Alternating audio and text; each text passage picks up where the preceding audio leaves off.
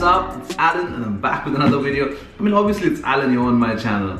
Speaking of channel, before we can even start this video, if you're new to the channel, make sure to smash that subscribe button, alright? Because I have content coming out almost every week. And if you like the stuff in this video, do the regular. Alright, let's not waste any time.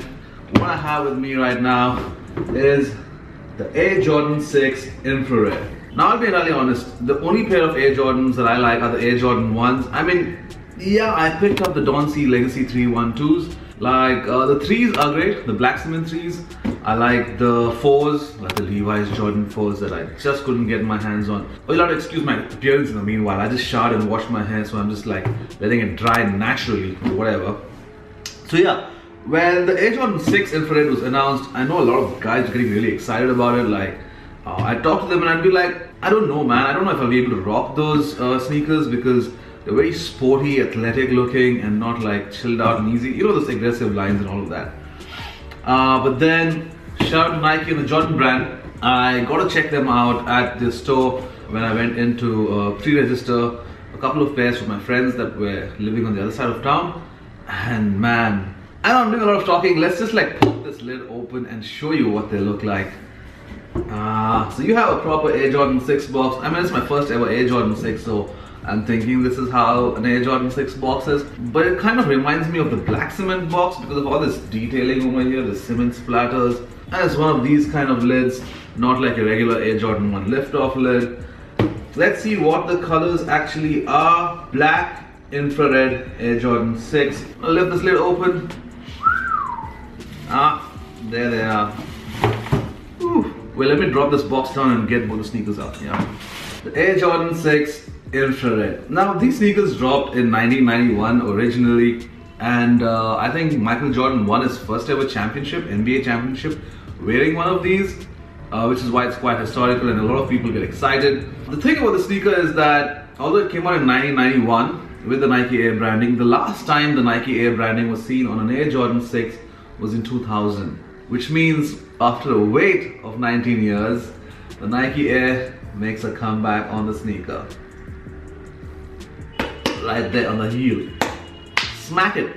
Another thing that I didn't know about the Air Jordan 6 is that it's inspired by a sports car. I mean, I remember talking to Shravan and saying, this thing right here is like a spoiler on the car. It's so weird. But I never knew that it's actually inspired by one of the Porsche cars that I think Michael Jordan used to wear. So Tinker Hatfield took inspiration from that sports car and put the Air Jordan 6 together.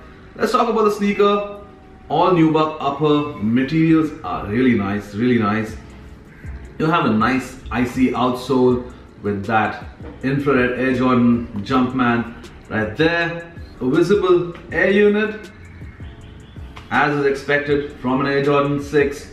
You have this very race car inspired bumper on the back with an infrared hit right there. On the midsole, of course, you have some of that icy bits and that infrared hits right here.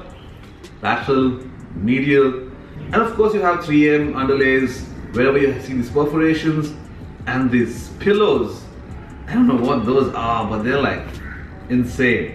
Another thing that concerned me about the Air Jordan 6 is that the tongue looked kind of plasticky, and I was not sure how they would feel when you wear them on feet. But then they have a proper nice padded lining, so that never fouls with anything. You have a nice Nike Air branding with an insole that's red. Very reminiscent of the black cement 3s, for me at least. That's the only non-Air Jordan 1 sneaker that I picked up. Non-Jordan 1 Air Jordan that I picked up. So yeah, the inside lining, like the heel here, the heel area and the insole, very reminiscent of the black cement 3s. You have this neoprene fabric right here, which you can undo to then adjust your laces.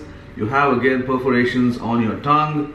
And of course this lace lock with the Nike branding on it, which has the Jumpman logo on the back in infrared. A lot of people say that these look pink, but they don't, they're actually red. The earlier drop, I can't remember which year, had kind of like a hyper pink, but this one's proper red.